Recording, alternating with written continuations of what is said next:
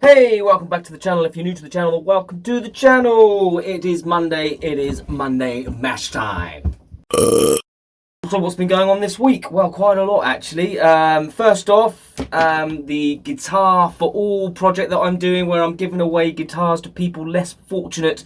The support has been overwhelming. I've had loads of you guys offering to send me guitar parts, actually whole guitars. And it's been really great. So this guitar here is the first guitar to be sent out. It's going off today actually. It was going to go out on Saturday morning, but I got just so busy I didn't get a chance to get to the post office, but I'm packaging it up today. First off, I'm going to do a little bit of a setup on it, make sure everything's good, but it all seems pretty good to me. So this is the first donation. It's an Aria from the 90s, I believe, a Nexter. Quite a nice guitar. I don't use it, so it's being donated. Can you hear that? It is tipping it down outside. Horrible weather. Also in relation to Also in relation to Guitars for All, I am going to meet with a young man called Alex Butler, who runs the Red Butler Music School down in Brighton. I approached him and said, did he know any of his students that are struggling to get an instrument or anything like that? He replied and said that they are actually starting a charity up themselves, where they're going to be giving free guitar lessons to people that can't afford guitar lessons. Brilliant. And he thinks it would be really great if we could collaborate together, so they can offer the guitar lessons, I can offer guitars to people that can't afford them, so everyone's in a win-win situation. I could also offer some guitar tuition as well, being a qualified teacher, which I have done. So I'm going to go down and speak with him this week, and we're going to get the ball rolling, so that's really great. If you haven't seen yesterday's video, why not? The Ashton Viper amp is now up and running really great. Here it is. I did a full gig with it last night. You can see that now. I want to see some tears in my eyes. Are you ready? Come on, hey!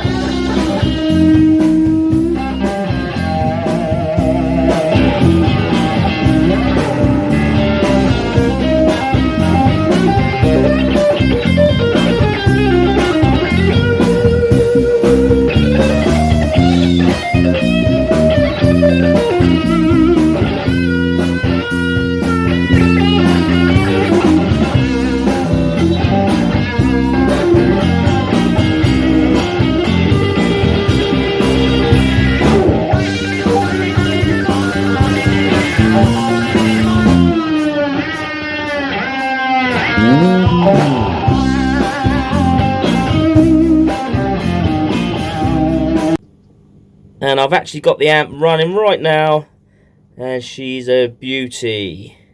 And the reason I was able to fix that was due to amazing generosity from one of you, so thank you again. Right, of course this means I will be doing a review video of this amp. I've had it a long time. It's an Ashton Viper 30, it's an Australian company, made in China obviously. I've had it ages. Sounds quite a lot like a Blues Junior. It's an amazing amp, but I will do a full review on it coming soon.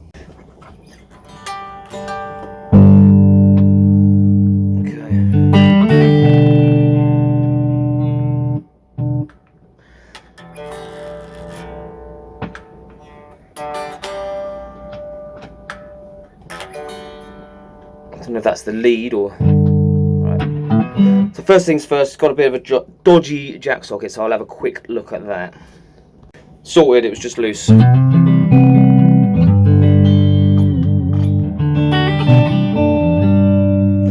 the action's pretty good, so I'll just check the intonation.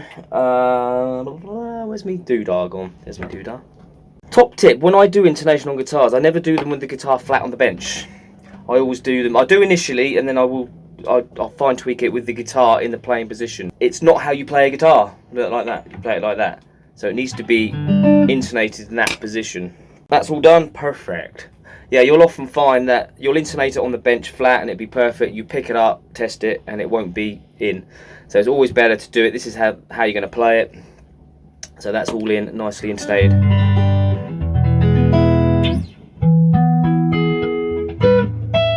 Yeah. Sweet. Everything's working. Great. So I'm just giving it a quick clean. It's not actually that dirty because it's just been sat on the wall really. It's just dust. It is quite an old guitar, so the rust on the pickup poles I could clean off, but I think it just adds to its character really. So I'm just giving it a little bit of a wipe over. And that's it.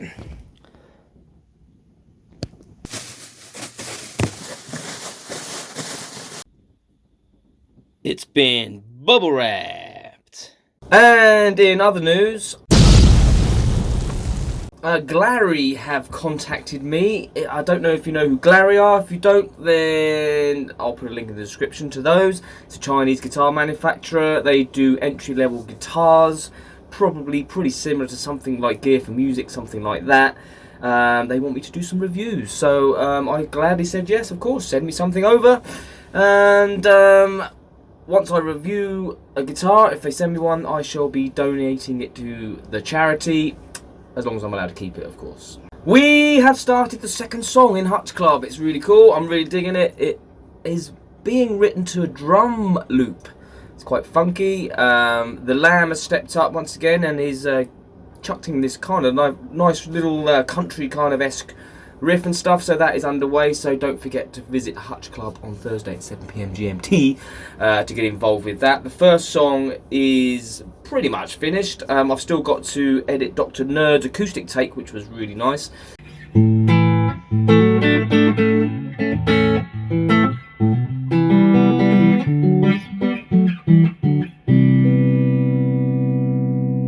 Some of you may remember this guitar. If you don't know anything about this guitar, then check out this video. This will be the next donation. It needs a bit of work doing to it because after the sliding pickup modification I did to it, I kind of raped it a little bit. It's got no springs, it's got no neck plate, and 2 of the screws are missing as well. So, and I'm going to put it back to its original state as well, get rid of the sliding thing, fix it all up. So this will be the next guitar going out for donations. Very nice guitar, PV Raptor Plus EXP. First guitar getting posted right now on the Monday Match.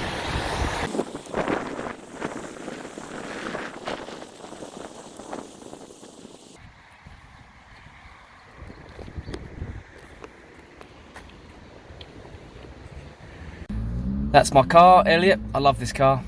The best bit about it is it comes with its own water feature. Now, not many people can brag about something as cool as that in a car. Right, guitar is now delivered. Hermes will be taking that all the way to the guy. Hopefully get it very soon, so let's just hope and pray it gets there in one piece. So we'll find out in a few days. Okay, that's me, done here. So back to Brent in the studio. Thanks, Brent. Good job, buddy. Okay, I'm going to end this Monday Mash on something that caught my eye on Facebook. And this is from a guy that's been gigging since 1977. So I'm just getting messages here on Facebook because I've got Facebook open now. And it goes like this. It says, here is a sobering thought. Throughout my gig career ranging from about 1977 to the present, I would guess I've played more often for £40 than any other amount. I picked the year 1982 as a typical gigging year, and the equivalent value of that £40 according to the Bank of England is £142.10p. I still go out to do a few gigs for £40. Some venues will pay £150 for a whole band. Now, that's a really interesting thing, and it also reminds me of something that happened to me in the week as well. Valentine's Day just gone. I got a message. I don't know who it was from. I don't know how they got hold of my number anyway. Maybe they took it when I was busking. I often get people come up to me asking for my number or details and stuff like that for future bookings.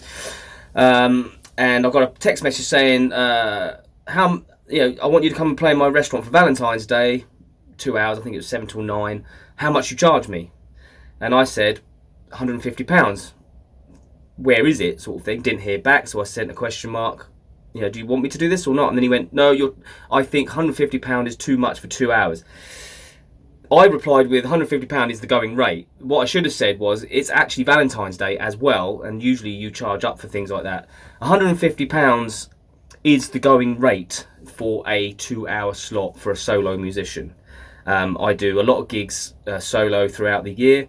A lot of them through agency, and it's always around the £150 mark, and then I have to pay an agency fee on top of that, and also my travelling expenses and stuff like that. But it's interesting that the gig fee hasn't really changed in all that time, and it just shows the state that live music is in. And I for one have been doing it a long time, 25 years now myself, and I've been professional. And what I mean by professional is I earn my full-time living from gigging mostly for the last 10 years, and it has declined massively. Not the fact that we're getting paid any less. The fact is we're getting paid exactly the same. I was going out for £150 solo 10 years ago, and it's still £150. The cost of living is obviously a much higher now, as is the cost of fuel and things like that. So it's an interesting thing.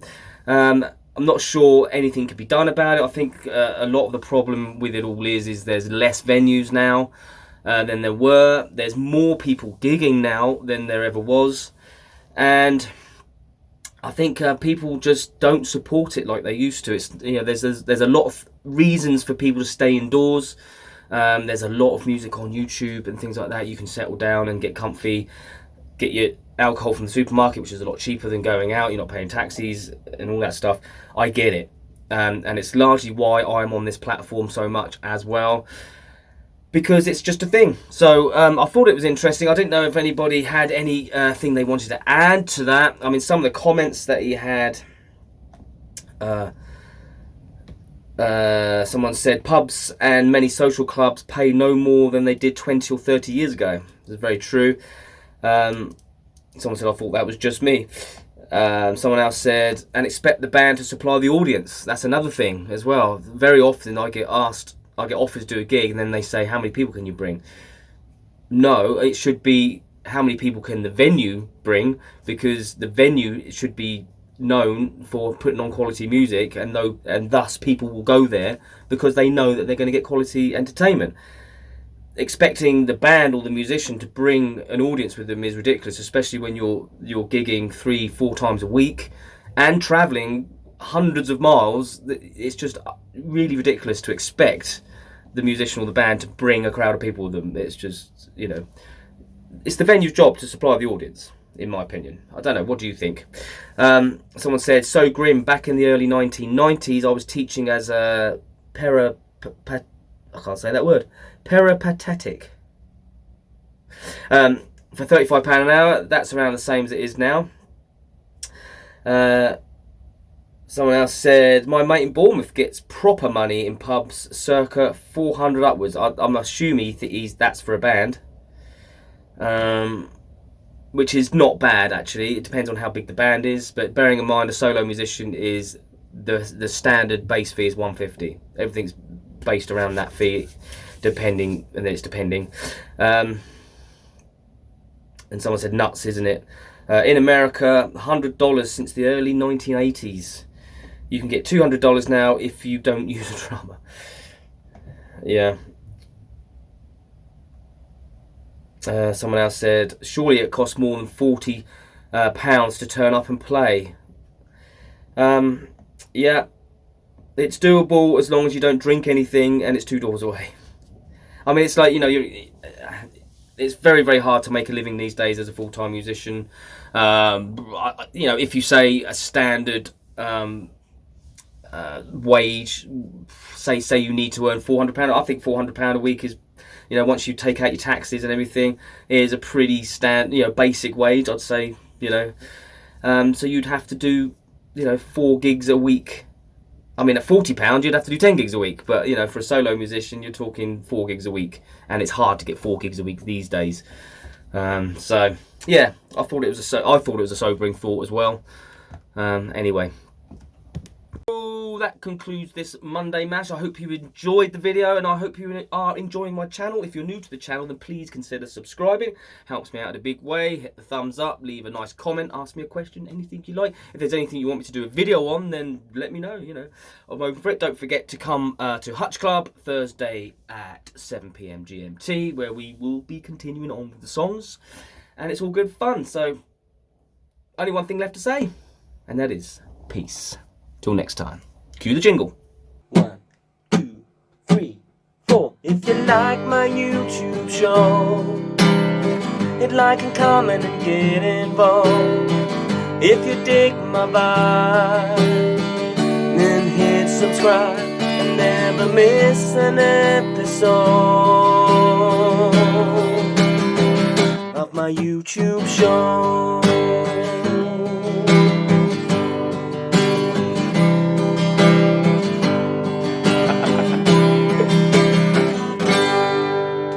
Peace. Till next time.